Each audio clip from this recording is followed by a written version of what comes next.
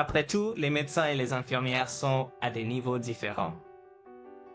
Les infirmières ne peuvent même pas monter l'échelle du succès, donc elles feraient mieux de réaliser qu'elles sont inférieures, tu sais. Dr. Martin dit cela en me regardant de haut, une infirmière.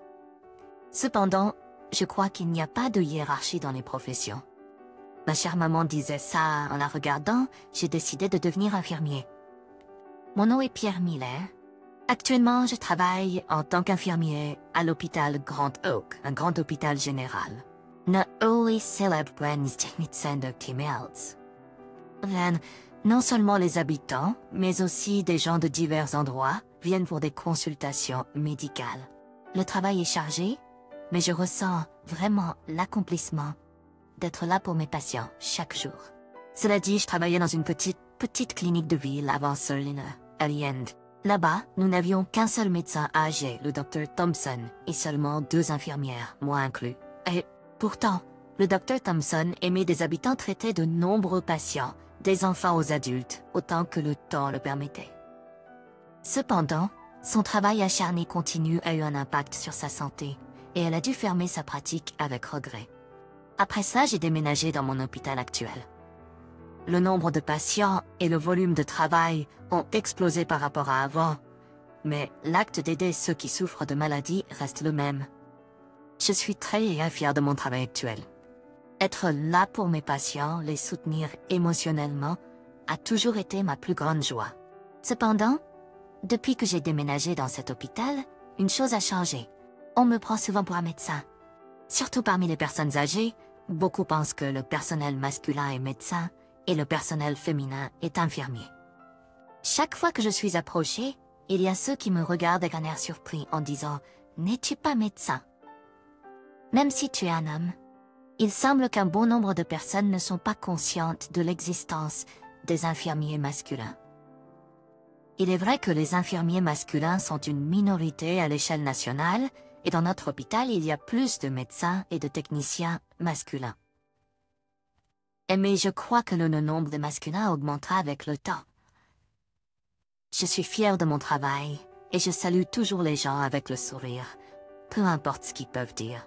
Ça m'intéresse. Après, par les patients, ce n'était pas la partie la plus difficile. Le vrai défi a été de faire face à la discrimination de la part des collègues du personnel à l'intérieur de l'hôpital. Récemment, j'ai été transférée de la médecine interne au service de chirurgie. Notre service de chirurgie est connu pour avoir de nombreux médecins dits d'élite, et l'atmosphère peut être assez tendue.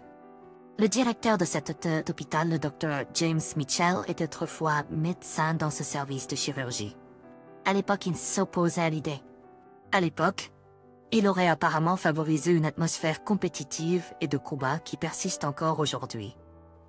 Surtout le Dr. Sarah Williams. T'es la pire! Tia Williams, une diplômée d'une prestigieuse école de médecine, avait un fort sentiment de supériorité, regardant de haut quiconque n'était pas médecin. Je ne m'entendais jamais avec elle, et il semblait que le sentiment était réciproque. Chaque fois que nos chemins se croisaient, elle avait quelque chose de méchant à dire. John, pourquoi es-tu infirmier? Être un homme et tout ça. Essayer d'impressionner les dames. J'ai entendu que, quand tu dis que tu travailles dans un hôpital, ils supposent que tu es un médecin et te trouvent attirant. Non, j'aime vraiment infirmier et j'ai un immense respect pour la profession. C'est pourquoi je l'ai choisi. Les gens, comme ça, trouvent toujours des moyens de se justifier. Ils veulent vraiment être médecins, mais comme ils ne peuvent pas, ils disent que c'était toujours mon rêve pour se tromper eux-mêmes. Ils devraient juste travailler dur comme je l'ai fait. Peu importe ce que je dis, elles semblent penser que je suis juste envieux ou que je me trompe moi-même. Je suis une fois de plus rappelée de la division entre médecins et infirmiers. Différence de salaire entre les médecins et les infirmiers, et la société valorise différemment les deux professions. Mais j'ai toujours cru que faire ce que l'on aime est la meilleure vie, peu importe le titre du travail. Les deux professions sont essentielles. Il n'y a pas de hiérarchie dans les professions. C'est ma phrase préférée. C'est ma mère qui m'a appris ces mots. En fait, ma mère est aussi infirmière. Elle travaille dans un autre hôpital, mais elle est une vétérane avec plus de 30 ans d'expérience en tant qu'infirmière. En tant que parent et en tant qu'infirmière, c'est la personne que je respecte le plus. Cependant, mon père n'était pas comme ça. Mon père avait ce qu'on pourrait appeler une nature verbalement abusive, et il était toujours froid envers moi et ma mère. Ils ont divorcé quand j'étais au lycée, mais ma mère a fermement déclaré qu'elle m'élèverait seule grâce à sa force. Je pense que le salaire de ma mère en tant qu'infirmière lui a donné confiance, ce qui me fait aimer encore plus ce travail. Un jour, je veux devenir une infirmière aimée par les patients et les collègues, tout comme ma mère. C'est mon rêve. Un jour, les chirurgiens de notre étage ont dû partir pour une session d'études l'après-midi, prenant la moitié de la journée de congé. Seuls quelques-uns dont le docteur Thompson sont restés, et le personnel actuel a dû gérer jusqu'à leur retour le soir. Mais parmi les chirurgiens, le docteur Thompson était connu pour être le plus strict, donc les infirmières travaillaient avec un peu de tension. Cependant, comme il n'y avait pas de chirurgie aujourd'hui, le docteur Thompson semblait assez détendu. Détendu. Pendant que je travaillais, quelqu'un s'est approché et a engagé une conversation avec moi. En parlant de ça, j'ai entendu dire que M. Parker travaillait dans un petit hôpital de ville. Oui, c'est vrai. Et pourtant, tu as réussi à entrer dans un grand hôpital comme le nôtre. Eh bien, un infirmier est un infirmier, où qu'il travaille. Ils ont ri, clairement en se moquant de moi. Je laisse habituellement passer de tels commentaires. Le docteur Thompson était particulièrement insistant aujourd'hui. Après tout, il y a une nette différence entre les médecins et les infirmiers. Les infirmières ne sont même pas dans la même ligue pour les promotions. Tu devrais être conscient de ta place, tu sais. Tout en se moquant de l'essence même des soins infirmiers, le docteur Thompson riait avec mépris. Les autres infirmières au cours semblaient également très mal à l'aise. J'étais vraiment bouleversée, me demandant pourquoi je devais être parlée de cette manière. Honnêtement, je ne voulais même pas rejoindre cet hôpital au départ. Mais après que le médecin de la petite ville ait fait faillite, j'étais perdue. Puis j'ai reçu un appel téléphonique, juste au moment où j'allais continuer. Un bruit fort a interrompu. Collision arrière signalée. Il y a des blessés impliquant le conducteur d'un gros camion et des passagers de bus. Ils sont transportés ici, alors préparez-vous immédiatement. C'est un message du centre de dispatch. La scène devient instantanément chaotique. Nous nous précipitons rapidement vers le centre des urgences. Il y avait 14 patients amenés, dont 6 gravement blessés. 3 avec des blessures particulièrement graves ont besoin d'une intervention chirurgicale immédiate. Dès que le docteur Thompson, blessé, m'a rapidement dirigé. Je vais faire une chirurgie d'urgence. Prévenez le bloc opératoire. Aussi, avez-vous les signes vitaux des 3 autres patients critiques? Comment vont-ils? Il y a un saignement minimal, mais le pouls et la conscience sont instables. Alors, appelez immédiatement un médecin de l'étage. Nous ne pouvons pas attendre qu'il se passe quelque chose. Nous avons besoin d'une évaluation urgente. Il semble qu'un autre service ait eu un transfert d'urgence, donc il n'y a pas de médecin disponible. Tout le monde est en voyage aujourd'hui, donc ce sont seulement ceux qui sont ici qui peuvent aider. Mais qu'est-ce qu'ils pensent à un moment aussi crucial? C'est incroyable. Le docteur est furieux, clairement frustré. Compte tenu de la situation tendue, il n'est pas surprenant qu'il y ait du chaos. Avoir un médecin de plus soulagerait grandement cette urgence. En réalisant que nous avions besoin d'un autre médecin, j'ai rassemblé mon courage et je me suis approché du docteur Thompson. Je vais m'occuper du diagnostic et du traitement.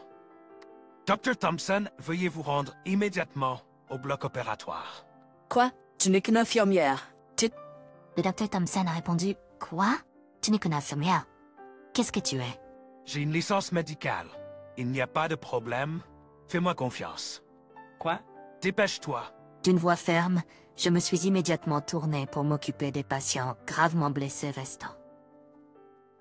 Donnant des instructions à mes collègues infirmières, j'ai commencé à déterminer les actions appropriées à prendre.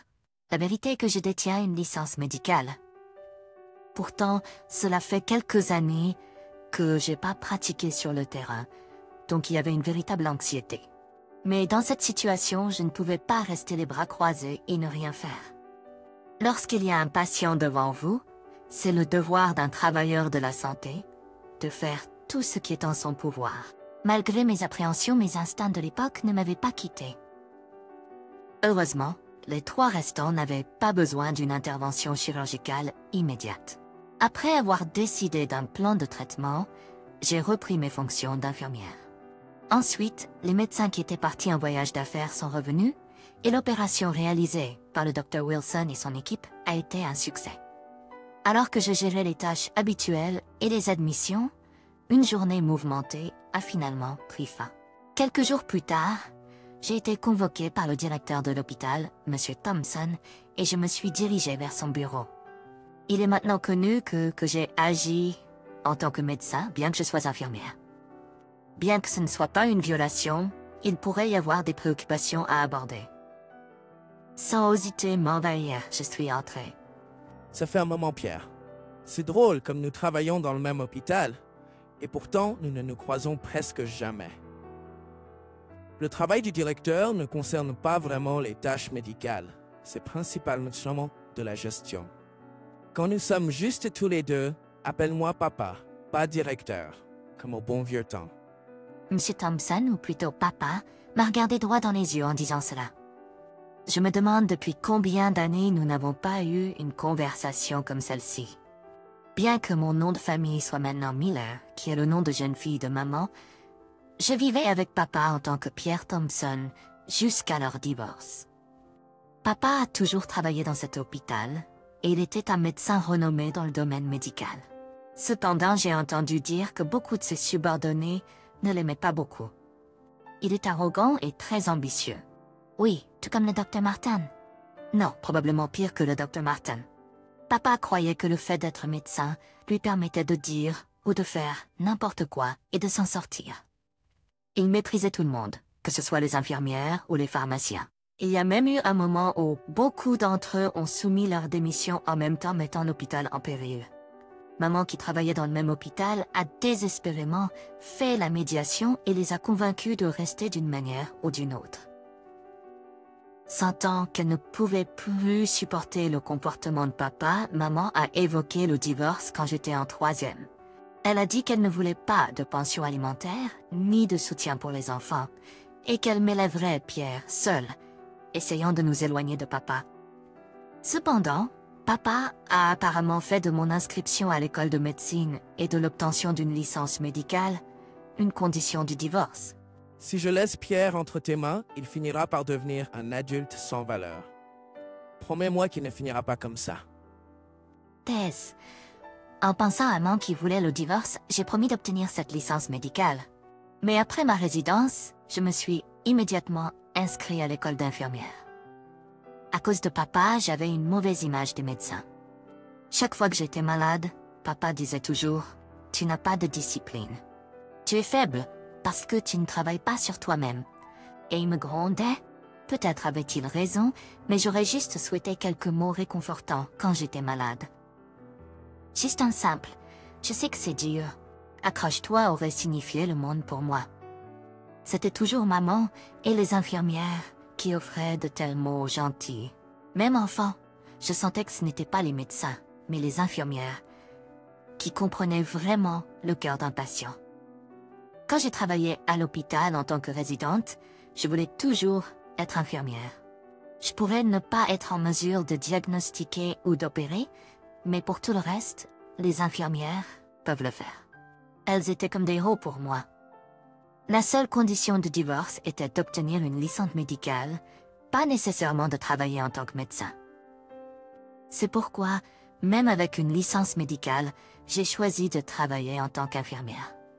Bien sûr, papa était furieux quand il a découvert que je ne pratiquais pas en tant que médecin. Donc, ça fait un moment que nous n'avons pas parlé comme ça. J'ai entendu dire que tu as effectué une procédure médicale aux urgences l'autre jour. Oui, il n'y avait pas d'autres médecins disponibles à ce moment-là. Il semble que tu aies pris une bonne décision, comme si tu n'avais pas pris de pause dans ton travail clinique. Comme la fierté et la joie de maman. Quoi? Je n'arrivais pas à croire que ces mots venaient de papa, et j'ai involontairement croisé son regard. En le voyant après si longtemps, il semblait moins piquant qu'avant. Quand maman m'a dit qu'elle voulait divorcer, j'étais tellement en colère contre vous deux, en pensant à quel point vous étiez ingrats. Matiware, je pourrais point jusqu'à je me sentais vide. Cela pourrait être trop tard pour le dire, et tu pourrais ne pas me croire, mais j'ai toujours pris soin de toi et de maman. Est-ce que tu m'as dit de travailler dans cet hôpital à cause de ça? Oui, Quand l'hôpital où tu travaillais a fermé, maman ne se portait pas bien. C'est vrai? J'ai entendu dire que tu étais désespéré de trouver un emploi rapidement pour la soutenir.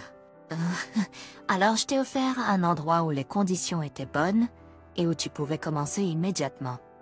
En effet, j'étais très anxieuse à ce moment-là. Si c'était pas pour moi, j'ai jamais envisagé de travailler à l'hôpital de papa. Mais trouver un emploi hospitalier approprié tout de suite n'est pas garanti. Alors je me suis retrouvée ici. quand j'ai pris du recul par rapport aux lignes de front médicales et que j'ai regardé l'hôpital d'un point de vue managérial, j'ai réalisé que non seulement les médecins, mais aussi les infirmières, les pharmaciens, le personnel médical et même les agents d'entretien sont tous des personnels essentiels.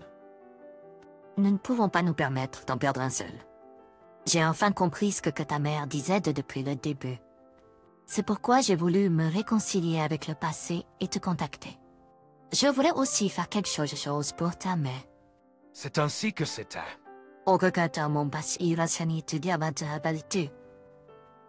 Nous étions tous les deux un peu gênés.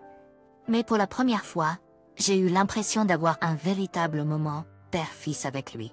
Quelques jours plus tard, le docteur Martin s'est approché de moi, disant qu'il voulait s'excuser directement. Il m'a également remercié, reconnaissant que nous avons réussi cette journée grâce à M. Johnson.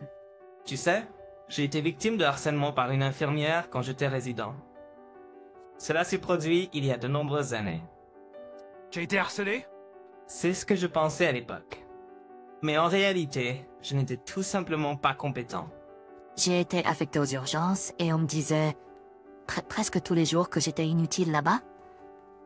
Je pouvais te supporter ça. Même si le docteur Martin était un résident, il semble que sa fierté ait été blessée d'être qualifiée d'incompétente par les infirmières. Mais être résident signifie...